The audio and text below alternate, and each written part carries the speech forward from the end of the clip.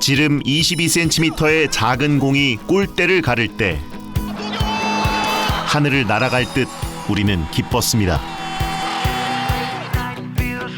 뜨거운 열정과 함성으로 선수들을 응원하며 우리는 행복했습니다.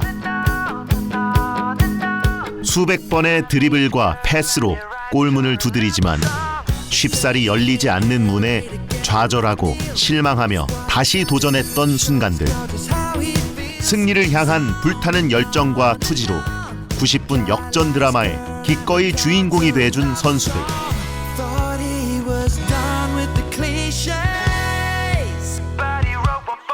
오늘은 이 가슴 벅찬 승리 뒤에 숨겨진 땀과 눈물에 대한 이야기를 해볼까 합니다.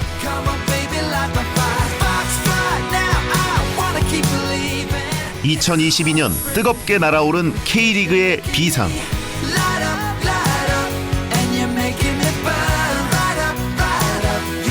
그 힘찬 날갯짓을 되돌아봅니다. 자, K리그 메모리즈 시작하겠습니다. 살아있습니다. 오른발! 이건 들어갑니다. 이건 들어가요. 모두가 기다렸던 첫 경기. 전국 각 지역에 연고를 둔 23개 프로축구팀이 1, 2부로 나눠 실력을 겨루는 K리그는 올해 카타르 월드컵을 앞두고 역대 가장 빠른 개막을 했습니다. 아시아 최강의 실력을 자랑하는 K리그답게 이번 시즌 역시 수많은 반전과 이변이 이어졌는데요. 올해는 지난 시즌 하위권이었던 구단들의 비상이 유난히 눈부셨습니다. 지난해 강등 위기에 처했던 강원FC. 팀이 조금 더 살아납니다. 양현준입니다. 양현준입니다.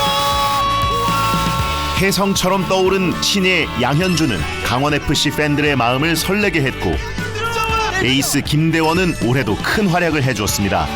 하지만 강원을 이끄는 힘은 역시나 최용수 감독이었습니다. 김대훈의 찬걸 저는 이대합니다. 강원FC 생각하면은 뭐 떠오르는 선수도 여럿 있고 한데 저는 최용수 감독을 빼놓을 수 없다고 봐요. 일단 지난 시즌 이제 소방수로 들어와가지고 팀을 강등 위기에서 건져냈고요. 지난해 강원FC 대표로 취임한 이영표 대표는 위기에 빠진 팀을 구하기 위해 최용수 감독을 영입했습니다. 또 득점력이 뛰어난 몬테네그로 국가대표 출신 디노를 영입해 상승세를 타던 강원FC. 권으로 이제 계속해서 좀 잘 갈 수 있는. 하지만 시즌 초반 5경기 만에 디노가 아킬레스건 파열로 부상을 당하면서 팀의 위기가 찾아왔고 그러면 괜찮은 걸까요? 아, 앰뷸런스를 부르는 것 같은데요. 최용수 매직에도 제동이 걸렸습니다. 지난 시즌 부상당한 스트라이커 고무열과 최전방 공격수 이정협의 부상까지 악재가 끊이지 않았는데요. 초반에는 부상자가 너무 많았어요. 그것도 스트라이커 쪽에. 외국인 선수 스트라이커 디노 야심차게 데려왔는데 초반에 다쳐버렸죠. 고무열, 이정엽 다 쓰러져 버렸죠.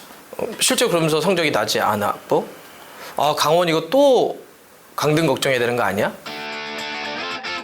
위기의 순간 최용수 감독은 윙포드 좌우에 강원의 젊은 피 김대원과 양현준을 내세웠습니다. 팀에 정말 이 중추적인 역할을 할 수 있는 에이스는 없지만은 이 선수를 가지고 빠르게 카운터 어택이라는 축구를 할 수 있겠다는 생각을 아마 분명히 가졌을 거예요. 선수비로 팀을 단단하게 일단은 막아놓고 이제 양현준이나 김대원 선수를 이용한다면은 공격 쪽에서도 이제 득점이 터질 수 있는 부분을 확실히 생각한 최용수 감독의 용병술이 아니었나라고 보고 있습니다. 걸 시도할 수가 있어요. 낮게 최용수 감독의 계획대로 슈팅과 키패스 능력이 뛰어난 에이스 스트라이커 김대원은 망설임 없이 골문을 뒤흔들었고 팬들은 환호했습니다. 지금 여러 선수가 강원이 옆서 김대원입니다. 김대원 박스 안까지 들어갑니다. 김대원. 또 빠른 돌파력이 돋보이는 신예 양현준은 김대원과 손발을 맞춘 정확한 슛으로 강원의 선전을 이끌었는데요. 2022년 새로운 슈퍼루키의 탄생을 예고했습니다. 신풍이잖아요. 주변에서 뭐라고 합니까? 주변에서 뭐 칭찬도 많이 해주시고 응원의 메시지도 많이 보내주시는데 그래도 팀에 계시는 형들이나 또 최용수 감독님께서는 잘할 때도 있고 안 좋을 때도 있는데 그럴 때는 정답은 하나뿐이라고 무조건 최선을 다해라고 안주하지 말고 좀 더 발전하라는 말과 조언을 많이 해주셔가지고 제가 리그를 좀 기분 좋게 마무리할 수 있었던 것 같습니다. 김대원 올려줍니다. 결국 지난 시즌 잔류를 고민했던 강원은 1년 만에 환골 탈퇴. 젊은 신예들의 눈부신 활약으로 일찌감치 파이널 A 안착에 성공했습니다. 제가 가고자 하는 그런 철학대로 선수는 정말 묵묵히 정말 이런 노력과 투혼을 보여줬고 상당히 우리 선수들에게 그 어떤 말로서 표현할 수 없는 칭찬을 해주고 싶고 고맙다는 말 해주고 싶고 그럴 만한 상위 스플릿에 갈 만한 자격이 있는 충분히 있는 친구들이고 정말 대견스럽습니다. 의욕 넘치는 대표와 믿음직한 감독, 열정 가득한 선수들이 만들어낸 값진 결과 내년 시즌 더욱 강해질 강원FC를 기대해봅니다. 인천의 자존심, 인천 유나이티드의 비상도 남달랐습니다. 인천 유나이티드는 매 시즌 저조한 성적으로 인천 팬들을 애타게 했는데요. 2016년 10위를 시작으로 매번 하위권을 맴돌며 강등 위기에 허덕였지만 시즌 막판 기적처럼 잔류하는 인천을 사람들은 생존 왕이라 불렀습니다. 이게 왕이라는 표현이 붙었으니까 뭔가 그래도 긍정적인 부분이 있다고 생각을 하지만 왜 인천은 항상 강등권에서 싸워야 했나? 처음 한 번씩 강등권에서 시작되다 보니까 어떻게 보면 다음 시즌을 준비할 수 있는 그런 여유라는 거를 가질 틈도 없이 시즌을 허겁지겁 마무리를 했고, 그러니까 팀이 어떤 장기적인 계획이라든가 플랜 없이 계속 팀 운영이 되다 보니까 뭔가 다음을 기약하기 어려운 팀으로서의 면모가 계속 보여줬다고 생각이 됩니다. 인천을 대표하는 최전방 공격수 무고사의 활약으로 시즌 초반 승승장구하던 인천 유나이티드. 하지만 시즌 중반 무고사의 이적이 확정되면서 인천의 전력에 큰 공백이 생겼습니다.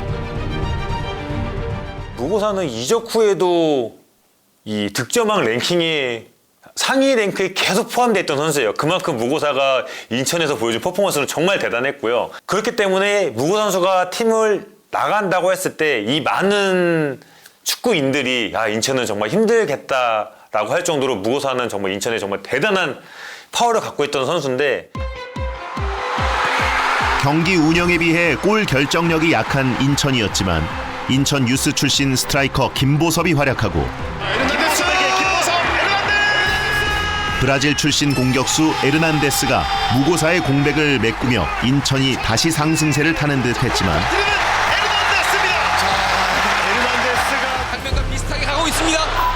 23라운드 FC 서울과의 경기에서 에르난데스가 부상을 입으며 또다시 위기가 찾아옵니다. 근데 에르난데스가 와서 엄청 잘하죠. 엄청 잘하는데 곧장 부상을 당해버려요. 그러면 못해야 되는 게 맞잖아요. 전력의 절반 정도가 생겼던 무고사, 대체했던 에르난데스마저도 또 쓰러져. 그런데 그래도 꾸준하더라고요. 이건 팀으로밖에 설명할 수 없어요. 저는 사실 그때 끝나지 않았다는 생각이 들었습니다. 여기까지 해온 것도 기적이었기 때문에 그랬는데도 버틴 걸 보면 조성환 감독과 선수들이 만든 팀이 상당히 단단하다는 생각이 들고요. 평소 빠르고 강한 압박과 유기적인 팀 플레이를 강조하는 조성환 감독은 전술적인 부분은 코치진에게 일임하고 팀 매니징과 선수들의 동기부여에 집중한다고 하는데요. 한국에서는 사실 감독은 마술사를 보기 때문에 그렇게 내가 전술적인 부분은 코치에게 의존한다라고 얘기했을 때 받아들일 수 있는 문화가 있나? 리더십이 쓰나? 이런 생각을 했었는데 그런 부분을 아주 잘 극복을 했고, 그 코치가 또 역량을 못 보여줬다면 리더십이 무너졌을 텐데 그 분업을 아주 잘 맞춰가고 좋은 코치도 데려다 쓰고 좋은 선수도 데려다 쓰고 결국에는 선택을 내가 하면서 결과를 만들어내는데 그 부분에서 성공을 한 것 같습니다. 감독은 마술사가 아니라는 걸 인정해서 어떻게 보면 반대로 마술사가 된 것 같아요. 국가대표 출신 미드필더 이명주의 영입 또한 신의 한 수였습니다. 시즌 내내 쉬지 않고 뛰어준 이명주 덕분에 인천은 K리그 4위로 시즌을 마감하고 자, 이명준 대산 동점으로 진행을 여기서 구단 역사상 처음으로 AFC 챔피언스리그 진출까지 확정지었는데요. 확정짓습니다. 자,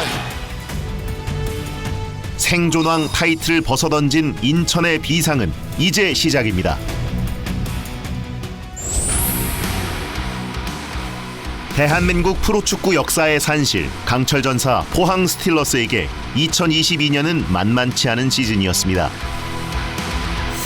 팀 에이스들의 이적으로 지난 시즌 9위로 마감한 포항은 최전방 공격수를 구하는 일이 무엇보다 시급했는데요. 포항이 돈이 없지 우리가 가오가 없냐 이런 표현도 있는데 그런 거를 증명하는 좋은 시즌이었다고 보여지고 오히려 어용준, 임상엽, 김승대, 고영준 그리고 마지막에 중요한 순간 때는 또 이호재 같은 젊은 공격수가 또 역할을 했고 딱히 한 명의 어떤 공격수가 아니라 여러 선수들이 각각의 역할을 해줬어요. 자, 짧게 연결. 스트라이커가 부족한 포항에서 시즌 내내 골문을 열며 공격수 역할을 해낸 허용준과 다시 측면에서 허용준. 라인 브레이커라 불리는 공격형 미드필더 김승대의 선전. 잡았어요. 찔러줍니다. 그리고 공간 침투가 주특기인 임상엽 선수는 중요한 순간마다 슛을 성공시키며 이번 시즌 포항을 이끌어왔습니다. 사실 외국인 선수는 이적료 많이 주면 좋은 선수 데려올 수 있습니다. 그만큼 근데 포항은 쓸 돈이 좀 적었다는 거죠. 오히려 영입의 문제가 아니라 나가는 선수들이 더 있을 때가 많은데 그럼에도 불구하고 이런 경기력, 이런 결과를 유지한다. 이거는 김기동 감독으로밖에 설명할 수밖에 없죠. 왼쪽 풀백으로 나오게 되는데 이 왼쪽이 어떻게 복원될지 전력의 열세를 인정하고 대신 뛰어난 전략으로 포항을 이끌어왔던 김기동 감독. 하지만 28라운드 제주와 붙은 원정 경기에서 위기가 찾아왔습니다.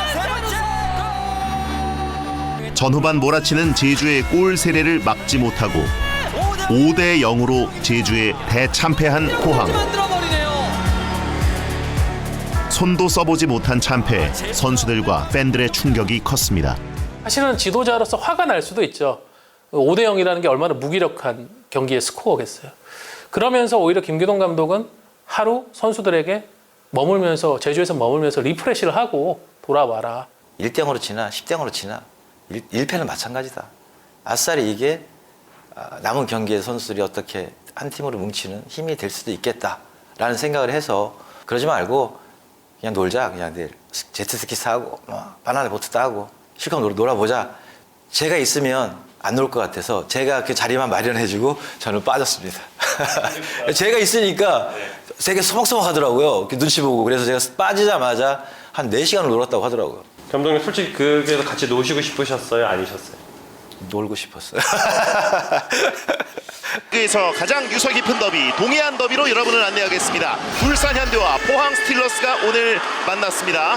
자, 이번 시즌 3번째 동해안 더비이자 선수들이 패배를 잊고 빨리 일어나기만을 바랬던 김기동 감독의 전략은 울산과 만난 동해안 더비에서 빛을 발했습니다. 기가 막힌 동점골이 터졌습니다. 물렸습니다. 고영준의 동점골 이후 경기 종료 직전이던 후반 추가 시간 3분 중앙 미드필더 노경호가 그림 같은 역전골을 성공시키면서 포항 스틸러스가 최후의 승리를 거머쥐었습니다. 김기동 감독의 선수 교체가 완전히 중요했어요. 원정에서 울산을 꺾었는데 마지막 그 교체 카드로 선택한 게 노경호 선수라는 젊은 미드필더인데 김기동 감독이 딱 하나만 노렸다고 해요. 너는 슈팅력이 좋으니까 리바운드가 됐을 때는 아무 생각하지 말고 그냥 슈팅으로 연결하는 것만 집중을 해라. 근데 그게 종료 직전 노경호 선수에게 온 리바운드 찬스 딱 한 번이 나왔는데 중거리 슛으로 연결이 되면서 결승골이 됐고 포항이 승리를 했어요. 그러니까 이렇게 김기동 감독은 보면은 경기 중에 벌어지는 상황을 예상하고 예측하고 거기에 맞게 딱 가르치는 역량이 아주 뛰어난 감이 탁월한 지도자입니다. 올 시즌을 3위로 마무리하면서 AFC 챔피언스리그 진출까지 확정지은 포항. 김기동 감독은 더 큰 꿈을 향해 나아갈 예정이라고 합니다. 시즌을 마치면서 우리가 3위를 2번 했었다. 하지만 이런 투자 대비, 선수 구성 대비 나는 일이라고 생각한다라고 얘기를 했어요. 그만큼 너희들이 열심히 해줬고 잘 따라왔기 때문에 공식적으로는 3위지만 나는 일이라고 생각한다라고 얘기를 했었는데 항상 감독으로서 우승에 대한 열망은 있습니다. 그래서 어쨌든 어떤 대회든 FA컵이든 리그든 정말 우승에 한번 도전해보고 싶은 생각은 있습니다.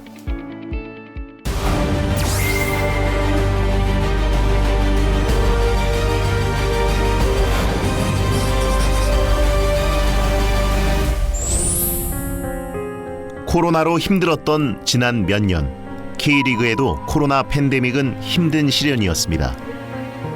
텅 비어있던 관중석은 코로나가 진정세에 접어들면서 다시 관중들로 채워졌지만 불안한 마음에 마스크를 벗지 못하는 사람들이 많았는데요. 전지훈련에서 선수들이 코로나에 감염되거나 갑작스런 확진자의 증가로 경기가 미뤄지기도 했습니다. 거리두기와 관중의 입장 제한이 사라지고 육성 응원이 가능해진 축구장에는 관중들의 함성 소리도 돌아왔습니다. 평균 유료 관중 수도 코로나 이전으로 조금씩 회복돼 가면서 예전 모습을 되찾아가는 K리그. 하지만 안타까운 소식도 있었습니다. 무엇보다 이제 또 대구가 경기가 과열되고 승리가 간절해지면 뜨거운 팬심은 뜻밖의 충돌을 만들어내기도 합니다. 3명의 선수가 폭발했다는 거. 그렇죠. 지난 10월 1일에 열린 FC 서울과 대구 FC의 경기. FA컵 준결승을 앞두고 치르는 중요한 경기에서 FC 서울이 2대3으로 패하자 팬들은 실망을 감추지 못했습니다. 성난 관중들과 경기를 마친 선수들 사이에서는 언쟁까지 오갔는데요. 더 많은 일의 제안들이 상황을 만들기 위해서 다 같이 노력하겠습니다. 정말 속상한 그다음에 자존감의 상처 모든 걸 해서 감독의 입장에서 죄송하게 생각합니다. 안익수 감독이 사과를 하고 나서야 상황이 진정됐습니다.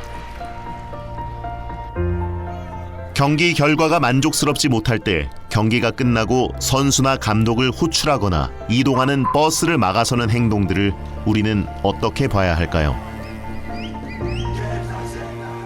그러니까 팬들이 돈을 내고 경기장을 왔고 응원을 하고 있고 내가 또 이 팀을 지지하고 있고 그건 자기의 상당 부분의 기회비용을 지불하고 있다는 거거든요.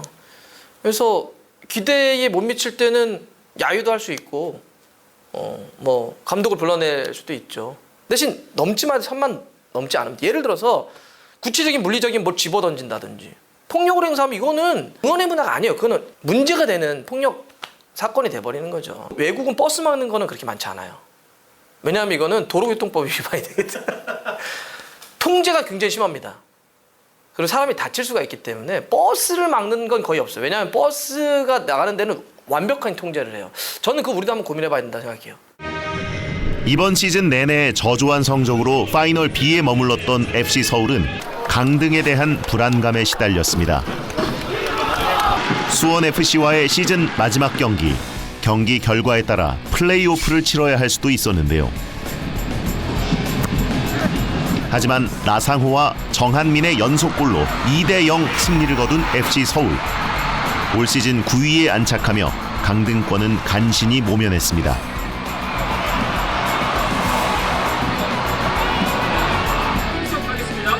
마지막 경기를 마치고 그동안 함께 마음 졸이고 응원했던 팬들과 마지막 인사를 나누며 서로의 수고에 감사하고 내년에 더 나은 모습으로 만날 것을 약속했습니다. 5라운드 경기 수원 월드컵 경기장 빅버드에서 이제 펼쳐지겠습니다. 경기의 결과가 곧 감독과 선수의 능력이 되는 프로의 세계. 이기지 못한 감독에 대한 평가는 냉혹했습니다. 지난 시즌 수원 삼성을 파이널 A까지 올려놨던 박건하 감독이었지만 시즌 첫 경기 사리치의 부상과 김건희의 퇴장이라는 악재가 겹치면서 수원 삼성은 시작부터 불안한 출발을 했습니다. 모든 것을 다 걸고 경기에 그리고 4월에 열린 FC 서울과의 슈퍼매치. 서포터들도 오늘 서울 월드컵 경기장에 굉장히 많이 찾아왔고요. 측면으로 팔로세비치와 나상호에게 골을 연이어 허용하면서 수원 삼성은 0대2로 패했습니다. 7경기 무승, 리그 11위인 위기 상황. 결국 이 경기는 박건하 감독의 마지막 경기가 되고 말았습니다. 2경기 연속 무승부로 만들어냈고 수원 삼성이 리그 초반에 목표 설정이라는 게 있었을 텐데 그 목표에 너무 미달됐던 것 같아요. 그렇기 때문에 정말 강수를 둔 것 같고요. 과거에도 이렇게 감독을 빨리 교체한 적이 있을까요? 거진 없죠. 한국에서는 드물죠. 한국에서는 드문 일인데 초강수를 둔 거였죠. 수원 삼성 입장에서는. 네. 이 수원 삼성이 우리가 예전에 레알 수원이라 불렸던 시절 김호, 차범근 감독 같은 이런 분들이 팀을 이끌고 고대로와 같은 엄청난 스타 플레이어들이 팀을 이끌고 언제나 우승 트로피를 쌓아 올리고 이랬던 시절과 놓고 보면 지금 무엇이 부족한 거지? 그냥 감독이 못해서? 팀은 여하튼 어떤 식으로든지 투자에 비례합니다. 지금의 울산과 지금의 전북이 하루아침에 만들어지지 않았거든요. 순간순간 성적은 좀 떨어질 수도 있죠. 경기는 질 수도 있겠지만 그렇게 꾸준하게 일정하게 성적을 내는 데는 꾸준한 투자가 있었다는 거죠. 그러면 뒤집어서 수원 삼성에게는 그런 게 있었을까? 마나보 선수가 있잖아요. 저 벌게 부진한 성적으로 자진 사퇴한 박건하 감독 대신 이병근 전 대구FC 감독이 수원 삼성의 새로운 수장을 맡았습니다. 하지만 감독이 바뀌고도 여전히 강등 위기를 벗어나지 못한 수원 삼성은 1부 리그 잔류를 놓고 대구FC와 만난 경기에서 2대1로 패했습니다. 폴팅스포 눈물을 흘립니다. 팬들의 걱정과 실망은 이루 말할 수가 없었는데요. 일단 죄송하다는 말을 있어야 되겠거든요. 우리 선수들이 정말로 열심히 준비하고 그런 거는 있는데 좀 그게 경기장에 좀 나오지 않아서 조금 답답하고 또 여러분이 저도 다 원하는 그런 결과가 안 나와서 굉장히 죄송하게 좀 생각을 합니다. 앞으로 뭐 두 경기에서 조금 더 우리가 어떻게 해서 승점 이겨서 또 우리가 여기서 꼭 살아남을 수 있도록 한번 열심히 한번 해보겠습니다. 2부 리그인 FC 안양과 붙은 승강 플레이오프. 전반 16분 수원 삼성 안병준이 헤딩으로 먼저 선제골을 넣었고 이후 후반 9분 FC 안양의 아코스티가 동점골을 터뜨립니다. 승격이냐 강등이냐를 놓고 한치의 양보도 없던 두 팀은 결국 연장 후반 수원 삼성 오현규가 안양 수비를 제치고 헤딩으로 밀어넣은 공이 승부를 가르는 마지막 극장골이 됐습니다.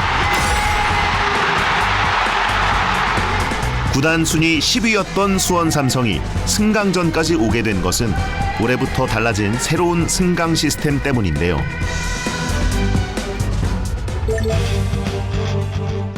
기존의 승강제는 1부 리그의 11위만이 플레이오프에 참가해 승강을 결정했는데 올 시즌부터는 1부 리그 10위까지 플레이오프에 참여하게 되면서 최악의 경우 3팀까지 강등될 수 있는 구조로 바뀐 것입니다. 엄청난 부담이죠. 이게 또 룰이 또 한 번 바뀌면서 이 K1 팀들한테 더 압박을 준 거기 때문에 이거는 부담이 안 갈 수가 없는 리그 운영이고요. 거기서 살아남은 팀들은 이제 안도의 한숨을 쉴 거고요. 이제 어렵게 그 승강 플레이오프를 준비하고 떨어지는 팀들, 그리고 살아남은 팀들은 정말 피말리는 싸움이 되지 않나. 팀들이 부담이 많아졌을 거는 분명합니다. 그러니까 나중에 당연히 승강 플레이오프는 뜨거우니까 그 몇 경기는 당연히 좋겠지만 팀들의 불안감을 좀 너무 높이지 않았을까라는 생각도 좀 하게 되고요. 승강제 변화에 따라 감독의 교체 시기도 빨라졌습니다.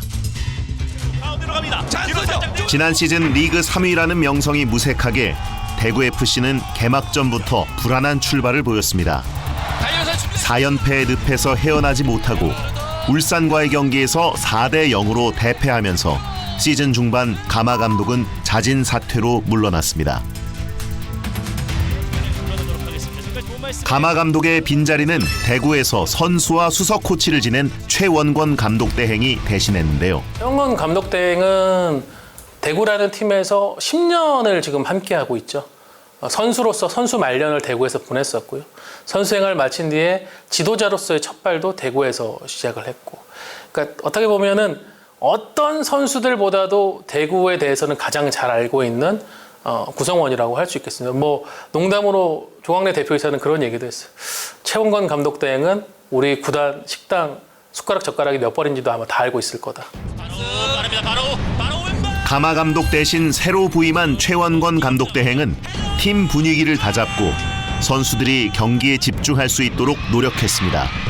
하지만 전북 현대에게 5대0으로 지면서 상황은 더 나빠졌습니다. 실망한 팬들은 해명과 대책을 원했습니다. 정말 괴롭습니다. 결과 못 내면 저도 제 미래가 없는 거 알고 있고요. 제가 대구에 온 지 10년이 됐는데 최고 위기 때 이렇게 맡아서 사실 도망가고 싶고요. 근데 그렇게 할 수가 없습니다. 제가 맨 앞에 있기 때문에. 네, 여러분들 지금 충분히 이해합니다. 충분히 이해하고요. 경기가 끝나고 나서 선수들 버스가 있는 곳으로 몰려와서 굉장히 항의를 했는데 최원권 감독 대행이 했던 그 얘기가 굉장히 기억에 남아요. 저는 여기서 10년을 있었는데 지금 죽을 각오로 여기 임하고 있습니다. 욕을 하셔도 좋습니다. 근데 욕을 하셔도 경기장에 와서 욕을 해주셨으면 좋겠다. 제발 경기장에서 저희를 그래도 지켜봐 주셨으면 좋겠다라고 호소를 했거든요. 그게 오히려 그런 말 한마디가 화가 나 있던 대구 팬들을 다시 결집을 시켰어요. 이 비가 엄청나네요. 최원권 감독 대행의 바람대로 제주 원정 경기까지 찾아와준 팬들. 세찬 빗줄기만큼이나 대구FC의 결의도 남달랐습니다. 거센 폭우 속에서 함께한 팬들의 응원에 힘입어 대구는 이날 경기를 2대2 무승부로 마무리했는데요. 이후 심기일전한 선수들과 대팍의 왕 세징야의 활약으로 선전한 대구는 결국 시즌 후반 4연승을 기록하며 기적에 가까운 반전을 만들어내고 강등권 탈출에 성공했습니다. 평생 잊지 않도록 하겠습니다. 마지막까지 저희 응원해 주시고요. 대구 조심히 내려가십시오. 감사합니다.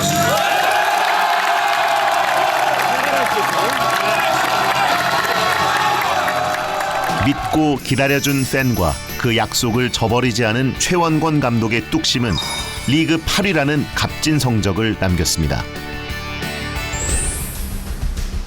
지난 4월 K리그 9라운드 경기를 앞둔 성남FC의 김남일 감독은 고민이 많았습니다. 1승 2무 5패, 시즌 최하위라는 최악의 상황. 성남은 승점이 절실했지만 이날 전북과의 경기에서도 연달아 4골을 허용하며 최다 점수차로 패했습니다. 3경기 연속 지금 3골 이상을 3년째 성남을 이끌어왔으나 계속되는 부진으로 수차례 사임 의사를 밝혀온 김남일 감독은 지난 8월 4승 6무 17패라는 안타까운 승률을 남기며 감독직을 사임했습니다. 세상에 뭐 쉬운 일도 없고 모든 직업이 다 어려움이 있겠지만 축구 감독이 제일 힘든 직업 중에 하나일 것 같아요. 성남은 이번 시즌 놓고 보면 사실은 안팎의 분위기는 어떤 감독이 와서도 쉽지 않았을 거다. 이미 구단이 굉장히 어려운 상황에 좀 빠져 있었다고 봐요. 안팎에 끊임없이 흘러들어왔었던 그런 것들이 축구에만 집중하기에 너무 어려운 환경과 조건이었다라고 보여집니다. 구단을 기업에 매각하거나 해체를 고려 중이라는 신임 성남시장의 발언에 일부 리그 잔류뿐 아니라 구단의 존속까지 걱정해야 하는 상황이 된 것인데요. 심리적인 부담을 줄이는 과정을 더 이상 물러날 곳 없는 팬들과 선수들에게 무엇보다 필요한 것은 승리였습니다. 3연패라는 최악의 상황 속에서 성남FC의 수문을 지키는 골키퍼 김영광의 투지가 빛을 발했고 이날 성남은 2대1로 수원FC를 이겼습니다. 그때 어떤 김영광 선수의 이 순간에 골을 먹어버리면 정말 무너질 것 같아서 이 골 먹으면 진짜 골대 머리 맞고 죽자라는 생각으로 집중을 했던 것 같습니다. 팬분들께서 팀은 우리가 지킬 테니 너희는 경기에 집중해라는 그 플래카드를 보고 정말 집중할 수 있었습니다. 김영광이 있었기 때문에 성남 팬들이 좀 덜 슬펐을 것 같다는 생각이 듭니다. 오늘 왜 이렇게 잘 막았냐고 하니까 못 막으면 머리를 받고 죽으려고 했다. 뭐 이런 얘기를 하는 거를 보고 팬들이 기쁘면서도 슬프고 슬프면서도 기쁘지 않았을까라는 생각을 하고요. 저는 프로는 사실은 그래야 된다고 생각합니다. 그러니까 뭐 그라운드에서 뭐 무조건 쓰러질 때까지 뛰어라가 아니라 김영광 선수는 왜 우리가 뛰어야 되고 무엇을 위해 뛰어야 하는지를 그 와중에도 보여준 선수라고 생각해요. 결국 성남FC는 시즌 12위로 강등이 결정됐습니다. 9개월의 대장정. 마지막까지 최선을 다한 선수들의 투지만큼은 최고로 기억될 겁니다.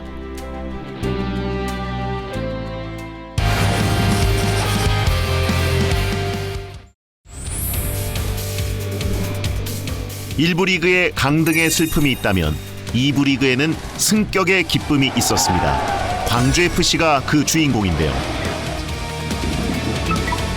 광주FC는 2부 리그 기준 역대 최단기간 우승은 물론 한 시즌 최다 승과 최다 승점 등 전무후무한 기록을 세우며 시즌이 끝나기도 전에 우승을 확정지었습니다.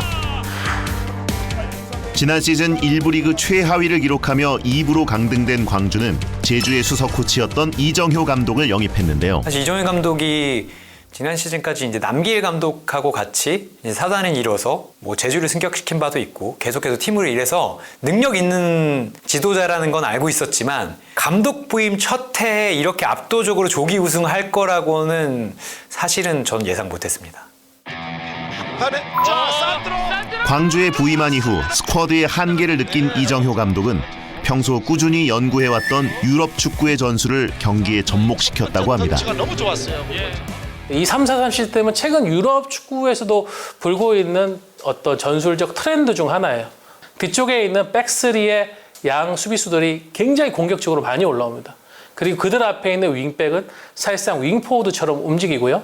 전방에 있는 3명의 공격수는 중앙으로 들어가서 상대의 밀집된 수비를 파괴하는 역할을 맡습니다. 이 전형을 가장 근접하게 구현하고 있는 게 이정효 감독이거든요. 3-4-3 시스템 아래 공격형 미드필더 헤이스가 올 시즌 12골을 성공시키고 골키퍼 김경민이 실점을 막아내면서 광주FC는 승승장구했습니다. 제 축구는 말 그대로 그냥 포지션 파괴라고 제가 얘기를 했거든요. 40경기를 하면서 40경기 동안 그냥 나간 적이 없어요. 선수가 항상 바뀌고 시스템이 항상 바뀌고 전술이 항상 바뀌고 끊임없이 제가 과제를 주거든요. 각자 선수마다 내가 그 위치에 있을 때 어떤 임무를 어떻게 플레이를 해야 되는지에 대해서 좀 많이 좀 디테일하게 설명했던 부분이 선배선수들이 좀 이해를 해줘서 그렇게 잘 된 것 같아요. 의욕 넘치는 신입 감독의 체계적인 전략 연구와 그 전략을 따라준 선수들 덕분에 광주FC는 강등 1년 만에 다시 1부 리그로 승격을 확정지었습니다. 이정효 감독의 원대한 꿈은 이제부터 시작입니다. 어제 제가 울산 경기하고 제주 경기, 울산 우승 마지막 경기, 홈 경기를 보러 갔다 왔거든요. 끝나고 홈 경기 우승 피날레 하는 걸 다 봤어요.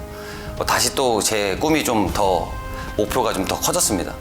그래서 그 경기장에서 느꼈던 전율을 우리 선수들한테 좀 잘 이해시키고 하면 더 높은 곳으로 갈 수 있다고 생각을 자신합니다.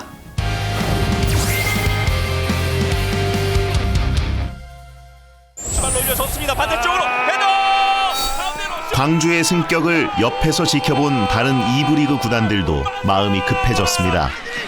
승강제 덕분에 기회를 얻게 된 팀은 대전 하나 시티즌과 FC 안양인데요.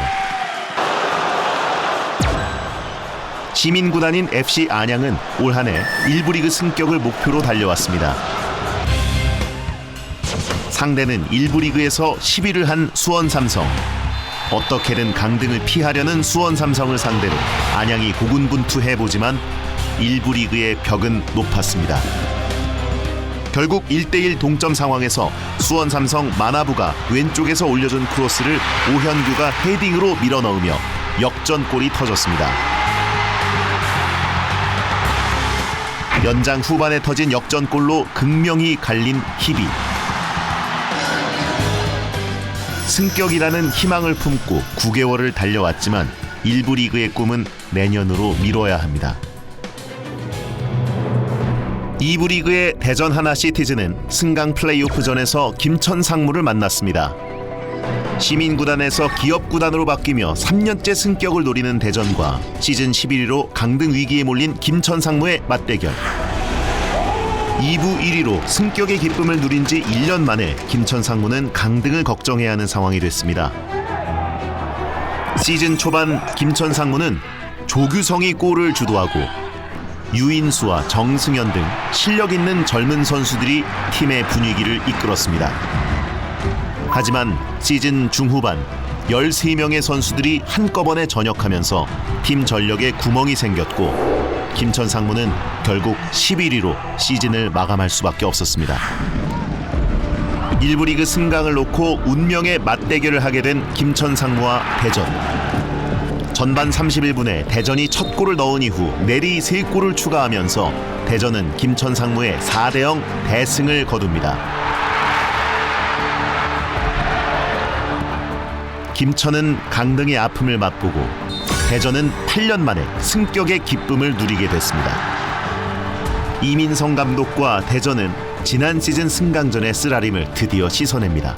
김천 상무의 특성상 강등되고 승강되고를 아마 반복을 할 거예요. 선수들이 수시로 바뀌는 곳이 김천 상무이기 때문에 이거는 뭐 김태형 감독도 어쩔 수 없고요. 김천 상무를 또 살려야지만이 또 선수들이 또 리그를 꾸준히 출전할 수 있는 상황이기 때문에 이거는 김천 상무가 잘하고 못하고가 문제가 아니고 우리나라만이 갖고 있는 특수성이라고 보는 게 맞는 것 같습니다.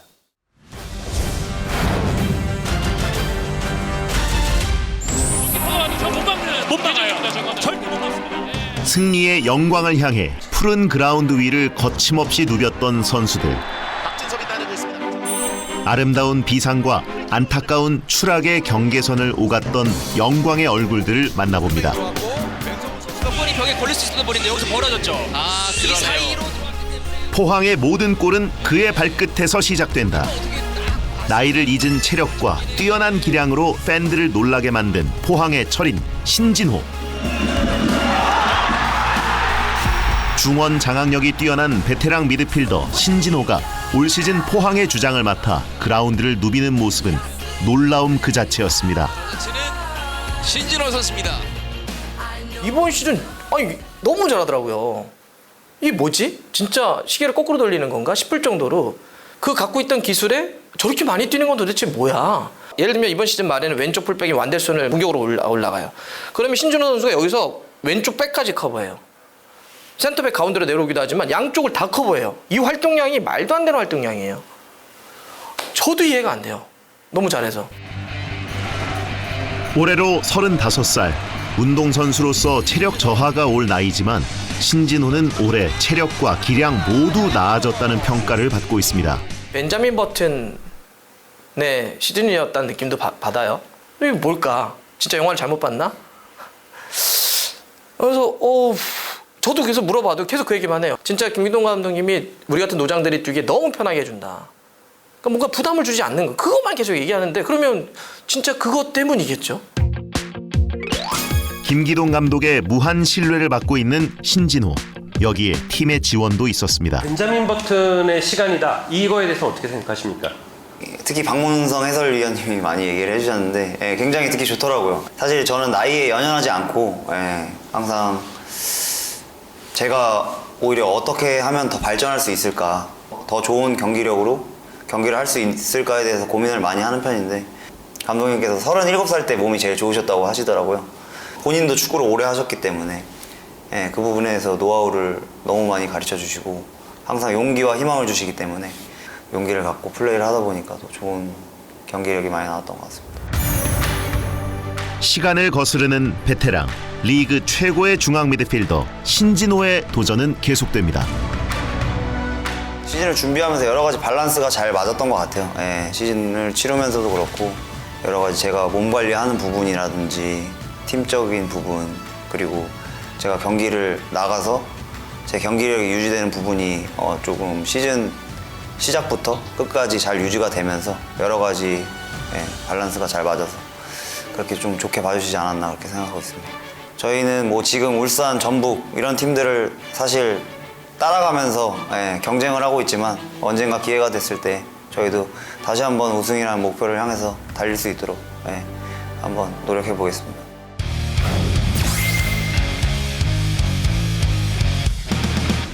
라스에게 갔지만 이 패스가 브릴로에게 지난해 한국으로 돌아와 자신의 진가를 증명한 선수도 있습니다.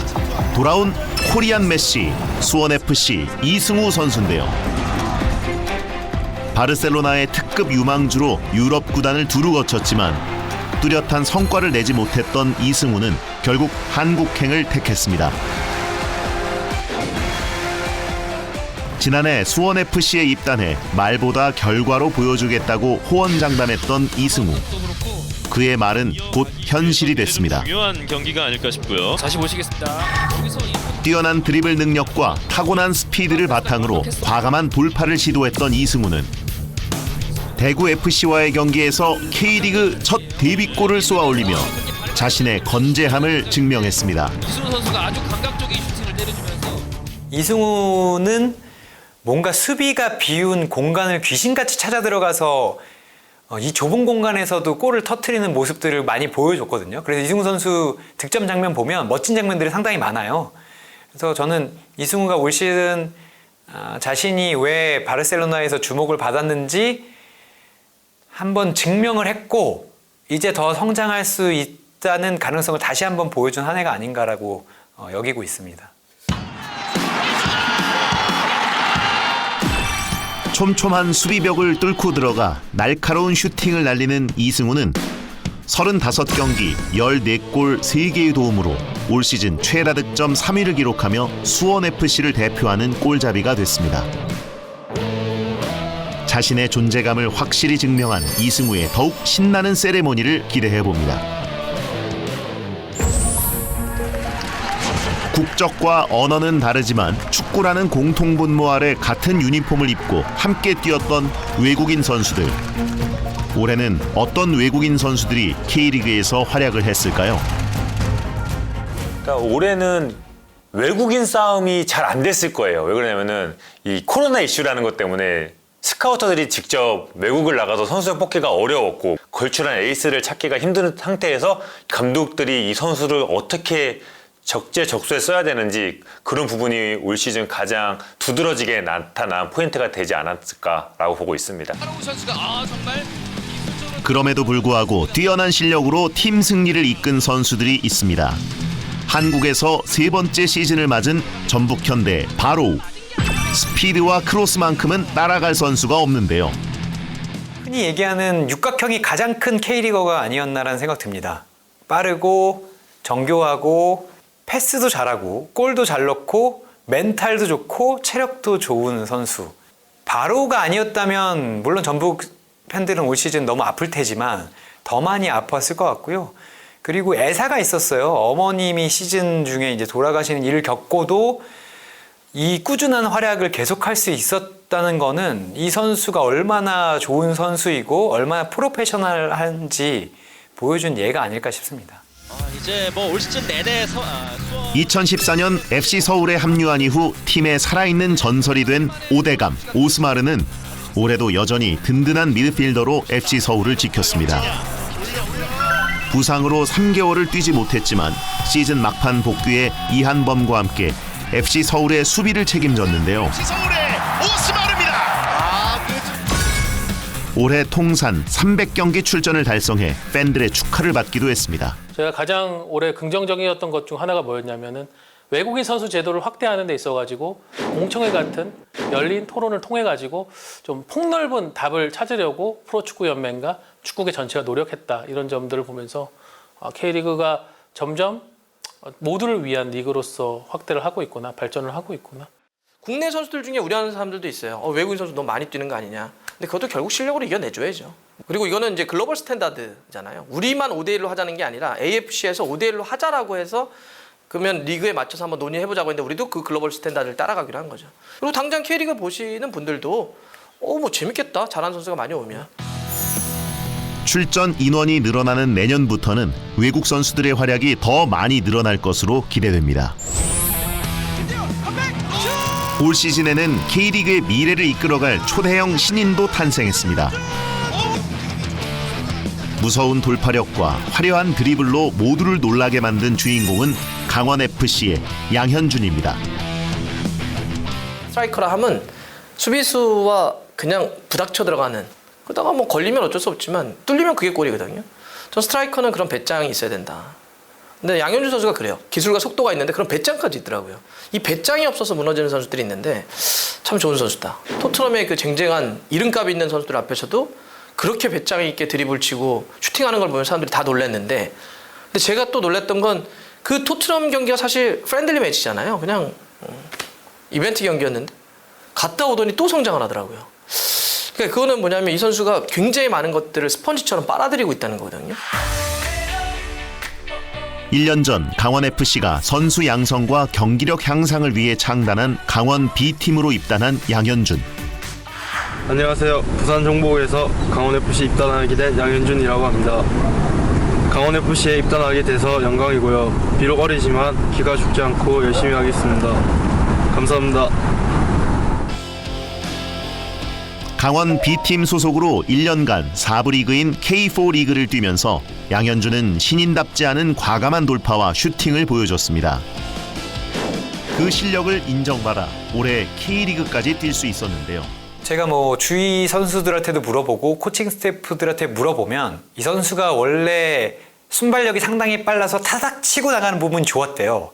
그리고 속도가 붙으면 잡기가 상당히 어려운데 좁은 공간에서 어떻게 살아날 것인가가 문제였거든요. 그런데 이거를 스스로 좀 깨친 면이 있고요. 무엇보다 좀 과감한 것 같아요. 측면으로 열어준 재빠른 스프린트 속도와 감각적인 드리블로 수비수를 제치고 골을 넣는 양현준의 스타일은 빠른 역습을 추구하는 최용수 감독의 전략과 어우러져 그림 같은 골을 만들어냈습니다. 선수 시절 정말 스트라이커로 이름을 높이 펼쳤던 최용수 감독 밑에서 잘 배워갖고 그리고 경기를 많이 뛰면서 주가를 높인 걸 보면은 아 이게 정말 팀도 잘 만났고 팀원도 잘 만났고 감독도 정말 잘 만났구나 라고 보는 게 맞는 것 같아요. 뛰어난 실력을 인정받은 양현준은 이달의 영플레이어상에 4번이나 선정되고 양현준 선수 축하합니다. 올해 K리그 영플레이어상까지 수상하는 영광을 누렸습니다. 양현준 선수인데요. 지난 4월부터 이달의 영플레이어상을 4번이나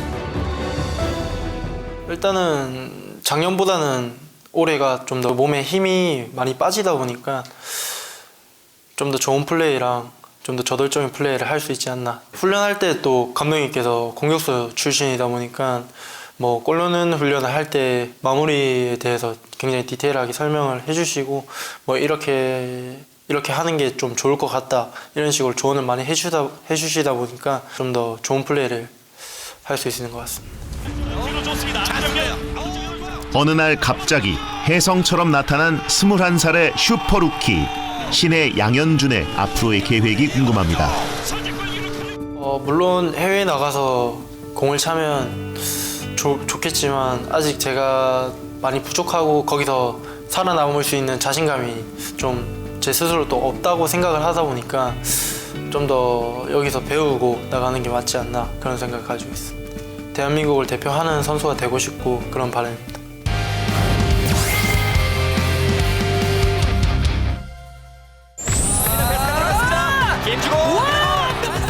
단 하나의 골을 위해 90분을 쉬지 않고 뛰는 선수들. 최고의 골잡이인 득점왕을 가리는 경쟁이 올해 유난히 치열했습니다. 작년에 이어 연속으로 2번째 득점왕을 노리는 제주 유나이티드의 주민규와 주민규입니다.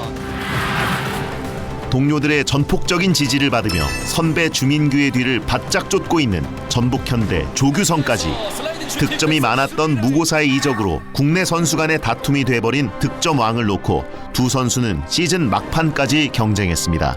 무고사 선수가 리그를 나가면서 이게 지금 주민규 선수한테 쏠렸는데 주민규 선수도 리그 후반기가 들어오면서 많은 경기를 뛰지 못했고 경기 시간이 출전 시간이 짧아지면서 심리적으로 압박을 받았고 또 그 사이에 조규성 선수가 치고 나오면서 이 주민규 선수를 좀 더 압박시키고 정말 득점왕 보는 재미가 쏠쏠했구나라고 생각합니다. 공간 장악 능력과 빠른 슈팅 타이밍이 장점인 제주의 에이스 주민규와 지치지 않는 체력과 위치 선정이 뛰어난 전북현대의 조규성. 두 사람은 닮은 점도 많습니다. 주민규 선수와 조규성 선수는 공통점이 있습니다. 프로에 오기 전에는 두 선수 다 스트라이커가 아니었어요. 프로에 와서 이제 본격적으로 스트라이커가 되면서 자신의 포지션 정체성을 만들어간 선수들이 올해 득점왕 경쟁을 펼쳤다는 거. 그렇다면 그 두 선수가 그 위치에 오기까지 얼마나 많은 노력을 기울였을까. 이게 기존의 어떤 스트라이커들에게는 큰 자극을 주는 동시에 이 선수들의 득점왕 등극이 더 찬사를 또 받아야 되는 거 아닌가. 작년에 받은 득점왕은 한국인 선수로는 5년 만에 쾌거. 올해도 17골로 연속 득점왕을 노리고 있습니다.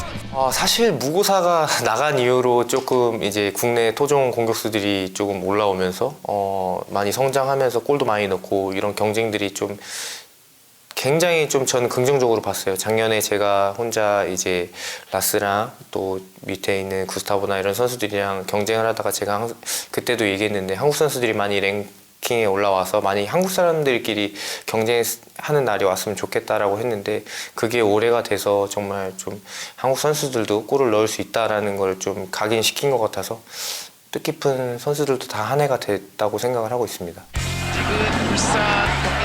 두 선수의 득점은 불과 2골 차. 조규성은 시즌 마지막 경기에서 16번째 골을 넣었습니다. 조규성 리그 16골째 주민규의 한 골 차로 다가섭니다. 그리고 후반 12분 강력한 왼발 슈팅으로 멀티골을 성공시키면서 조규성은 새로운 득점 왕에 등극합니다.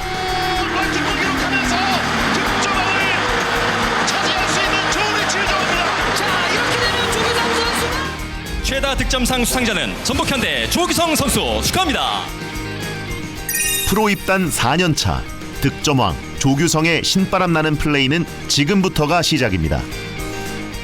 저한테 마지막까지 이제 득점왕 이제 몰아주려고 그렇게 도와주려고 하는 이 모습들이 너무 보이고 또 그런 모습들이 너무 감사한 것 같아요. 네.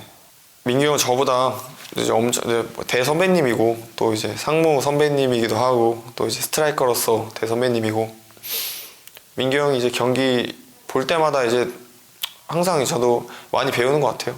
진심이시? 네, 진짜 진심입니다. 네. 민규 형 골들 하나하나가 진짜 다 퀄리티 높은 골들이고 또 그런 거 보면서 저렇게도 넣을 수 있구나 좀 그런 생각을 하고 또 다른 선수들도 다 그렇게 생각할 거예요. 네. 정말 그런 선수랑 이제 경쟁한다는 것만으로도 네, 영광입니다. 네.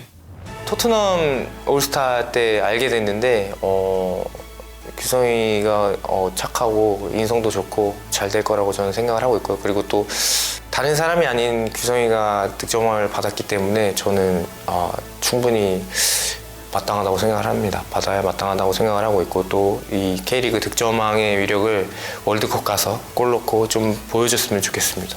항상 응원하고 있습니다.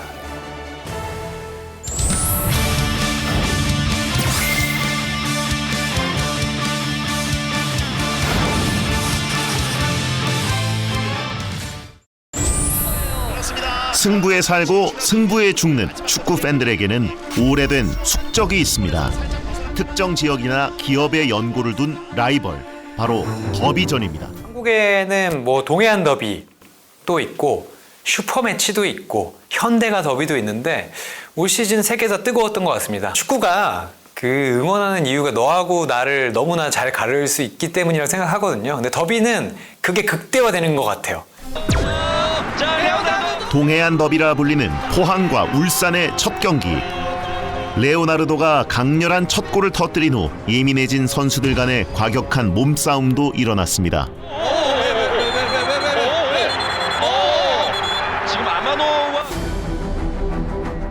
올 시즌 마지막 동해안 더비는 더욱 치열했는데요. 1위를 확정짓고 싶은 울산과의 홈 경기에서 우승을 내어줄 수는 없는 포항. 울산 바코의 선제골 이후 포항의 이호재가 동점골을 성공하면서 결국 1대1 경기는 무승부로 끝났습니다.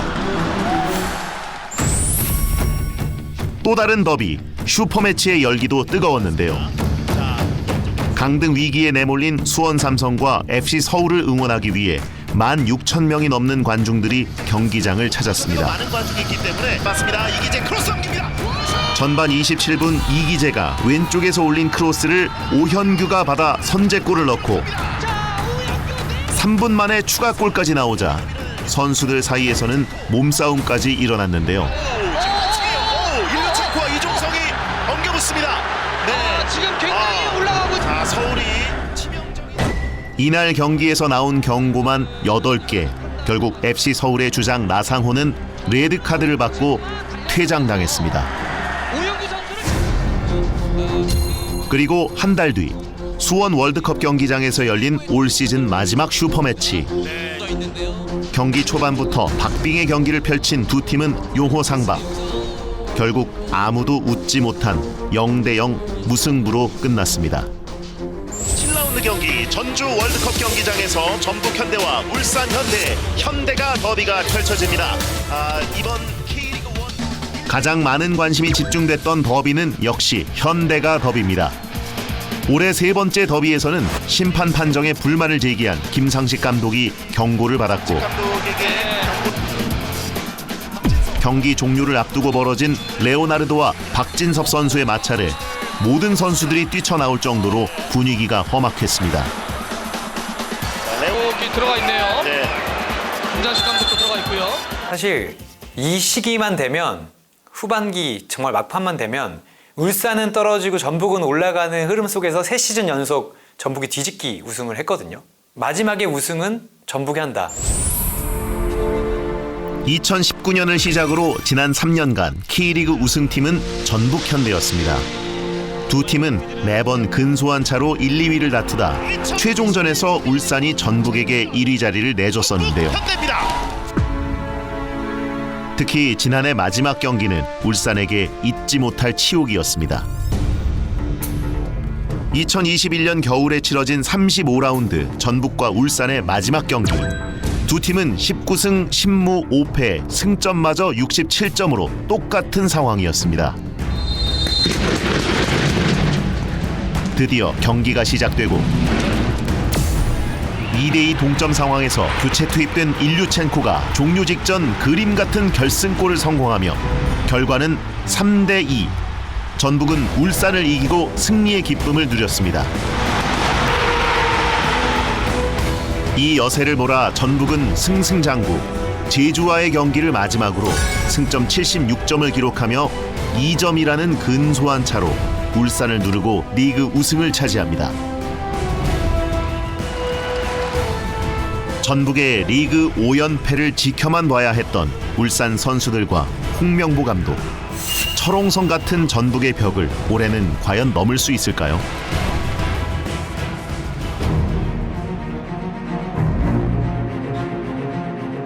이번 시즌을 앞두고 팀의 주력 선수들이 이적하면서 전력 보강이 시급했던 울산은 시즌 개막 전부터 선수 보강에 적극적으로 나섰습니다.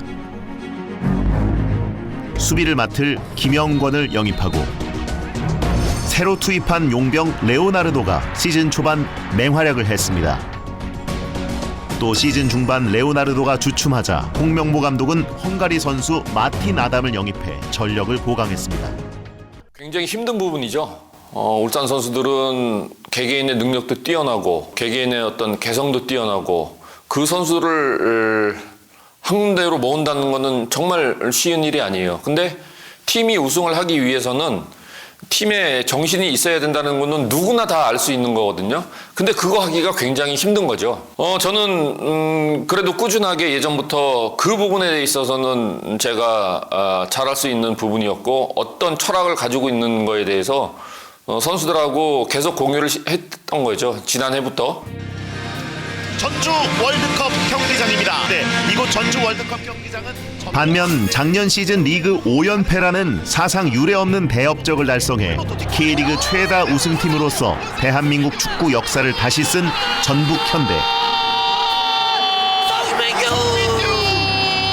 전북 현대 2대0. 자, 이것은 리그 전체 KO 펀치. 하지만 이번 시즌 6연패를 준비해야 하는 김상식 감독의 고민은 깊었습니다. 굉장한 부담감이었거든요. 이제 전북이 계속 5연패를 했단 말이에요. K리그 역사를 새로 쓰고 있었는데, 근데 그러면서도 우승한 멤버들 잘해오긴 했지만 새로운 피가 좀 필요하다. 전북이 2010년대를 지배했잖아요. 근데 그게 이제 작년까지 이어졌던 거고, 당연히 대대적인 선수단 보강과 교체, 앞으로 5년을 우리가 지배하겠다는 생각을 가지고 팀을 빌딩을 좀 해야 될 것 같습니다. 생기고 있는 흐름이긴 한데요. 팀의 세대 교체를 위해 김상식 감독은 시즌 초반 국가대표 미드필더인 김진규를 영입해 중원을 보강했습니다.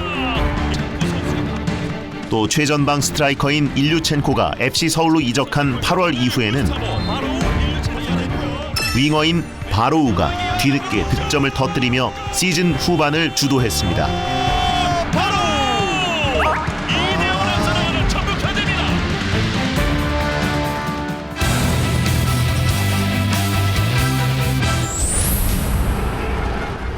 결전의 날이 밝았습니다. 한치도 양보할 수 없는 막판 승부. 이번 시즌 K리그의 강력한 우승 후보인 울산 현대와 전북 현대가 마지막 현대가 더비에서 만났습니다.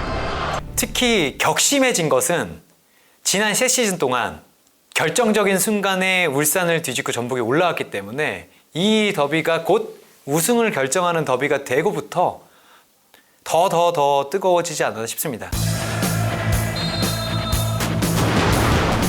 드디어 경기가 시작되고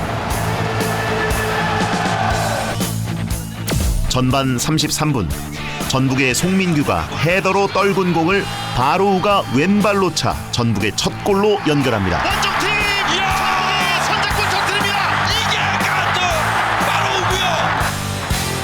울산도 슈팅 기회를 노려보지만 송범근 골키퍼에게 번번이 막혔습니다.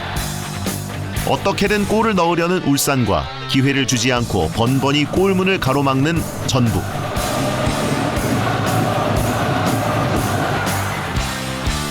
후반전 추가 시간 7분이 더 주어진 가운데 경기 종료 직전 울산이 기적 같은 페널티킥을 얻어냅니다. 마틴 아담이냐? 정말 중요한 순간이 왔습니다. 그러면 울산은 승점차를 모두가 두 손 모아 간절히 응원하던 그 순간 팬이고요. 킥에 자신이 있는 거거든요.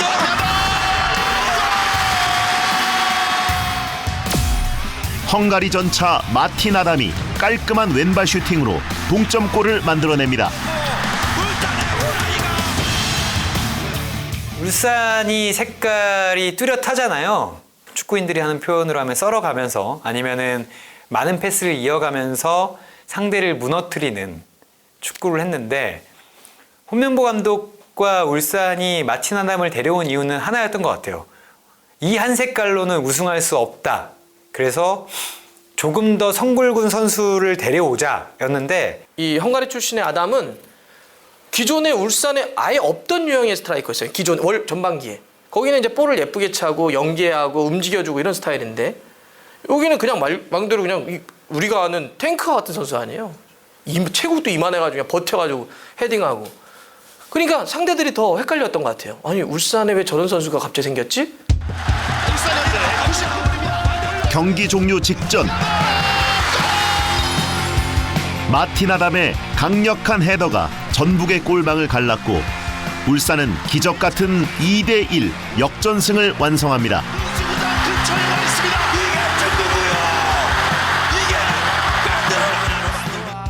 그 역전골이 딱 들어갔을 때 느낌이 어떠셨습니까? 실감이 잘 안 나더라고요. 실감이 잘 안 나고 많은 그런 함성 속에서 그냥 기쁨을 표출하고 있는 우리 선수들을 또 보면서 좀 울컥했던 것 같습니다. 예. 그 장면은 제가 그래도 많은 경기도 했고 경험도 있는데 어떻게 보면 제 축구 인생에서 정말 기억에 남는 하나의 장면이에요. 사진의 장면이라고 말씀드릴 수 있어요. 월드컵 때보다도요? 뭐 거기에 저는 뒤지지 않는다 생각하고 있습니다.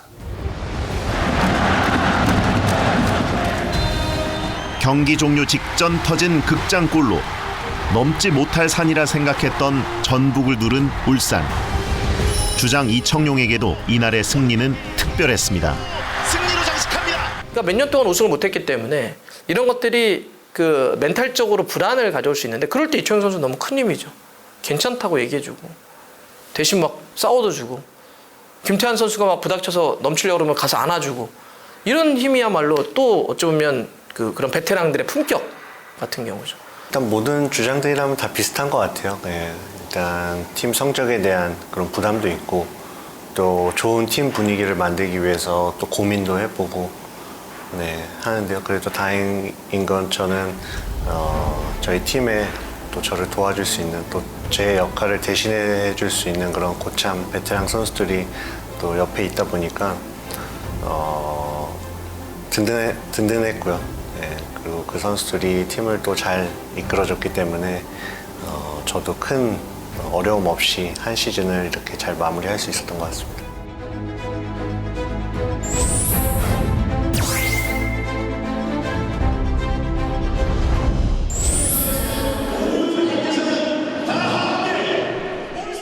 전북과의 경기 이후 강원에 승리한 울산은 17년 만에 K리그 우승 트로피를 들어올리게 됐습니다. 울산의 우승을 축하하기 위해 2만 3천 명이 넘는 관중들이 함께 했는데요. 드디어 들어올린 우승 트로피. 정말 오랫동안 이날을 기다려왔습니다. 부딪히고 넘어지며 좌절하고 아파했던 패배의 순간들은 오늘의 기쁨을 위한 과정이었을 텐데요. 강력한 카리스마로 선수들을 이끌며 승리를 이끌어낸 한 사람. K리그 감독 2년 차인 홍명보 감독에게도 올해는 잊지 못할 한 해일 겁니다. 통쾌한 승리를 거둔 올 한 해 홍명보 감독은 다음 시즌을 준비하고 있습니다. 결과적으로 저희가 올해 우승을 했는데 제일 기뻐하시는 분들은 우리 울산 팬들이 아닌가. 17년 만에 우승을 달성을 했고 또 기쁨을 누릴 수 있는 우리 팬들한테 다시 한번 축하드립니다. 분명히 내년에는 올해보다 더 어려울 거예요. 더 어려울 거라고 생각이 들고 그만큼 우리 울산은 변화해야 되고요. 또 그 안에서 혁신을 해야 된다고 저는 생각이 들어요. 그 부분이 잘 되지 않는다면은 저희는 또 내년에는 어렵게 온 타이틀을 또 쉽게 잃을 가능성도 있죠. 그렇기 때문에 더더욱 잘 준비를 해야 될 것 같습니다.